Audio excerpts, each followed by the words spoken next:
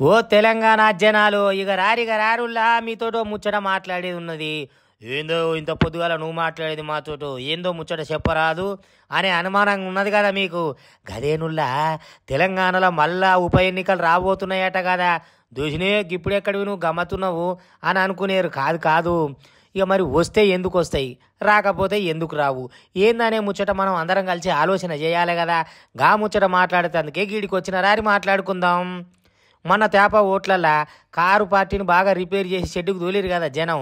ఇక మరి ఇప్పుడు వచ్చిన కాడికి వచ్చే జనం వేసిన బిచ్చమని పోసేటి కాక అనుకుంటాలకే ఇక ప్రతిపక్ష హోదా అన్న గట్టిగా నడుపుకుందాం అనేటాలకు ఇక ఇటు రేవంత్ రెడ్డి అగో నేను గేట్లు ఎత్తుతున్నా అనగానే ఆల్చం లేకుండా 10 మంది ఎమ్మెల్యేలు పోయి అలా జొరబడ్డారు. ఇక ఇటు కారు పార్టీలను పరిచయం చేసిర్రు. ఇక కంటోన్మెంట్ అంటే కలిసి రాదా.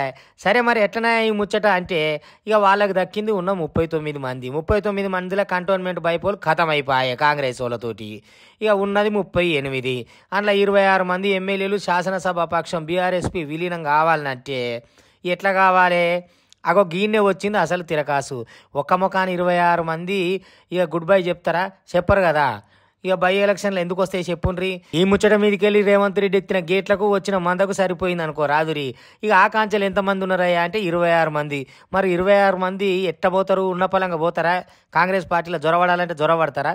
వాళ్ళకి ఏం బాధ, ఎందుకు పోతారు చెప్పురి. ఇక ఉన్న 28లా కేసీఆర్ కాక అంటే కుదరని పని, కేటీఆర్ అంటే కాని పని, హరీష్ రావు అంటే అయ్యే పనేనా, జగదీశ్వర్ రెడ్డి జరగడు, సబితమ్మ ససేమీరా, కోరుట్ల సంజయ్ కంసకం కాని పని, ప్రశాంత్ రెడ్డి నాతోటి కాదు అంటాడు, మరి రాజశేఖర్ రెడ్డి రానంటాడు. ఇక మన పాలమల్లన కాకైతే అంబట్ల తెడ్డు ఎటు పోయేది ఎవ్వలకు తెలియదు.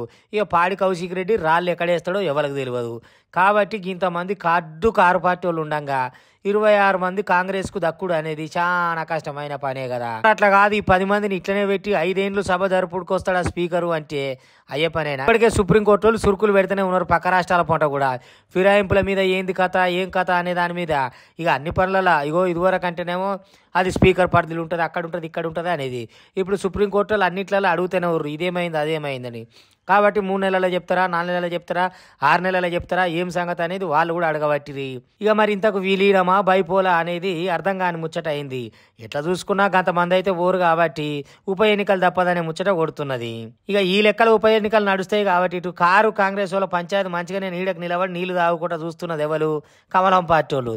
ఎందుకంటే బై ఎలక్షన్లు వస్తే కలిసి వచ్చేది వాళ్ళకే కదా, అసలు కథ గానే ఉందన్నట్టు. ఇక వీళ్ళకి సీట్లు కలిసి వచ్చే ముచ్చట ఉంది కాబట్టి వీళ్ళు కూడా జరిగితే జరగని ఏమన్నా కానీ అని చప్పుడు గంట చూస్తున్నారు అన్నట్టు.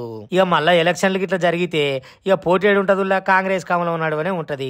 కాబట్టి ఎటు తిరిగి రిపేర్ వచ్చేది ఎవరంటే మళ్ళీ కారుకే అన్నట్టు. ఇక కారు పార్టీ వాళ్ళకు దెబ్బ, కాంగ్రెస్ వాళ్ళు అబ్బా, కమలం పార్టీ వాళ్ళు అబ్బాబ్బాబ్బా, జనానికి మటుకు దెబ్బ మీద దెబ్బ. గిది నడుస్తున్నది తెలంగాణ చూడుర్రి. ఇక ఎటువడి రాబోతున్నాయి అన్నట్టు మళ్ళీ ఓట్ల పండుగ.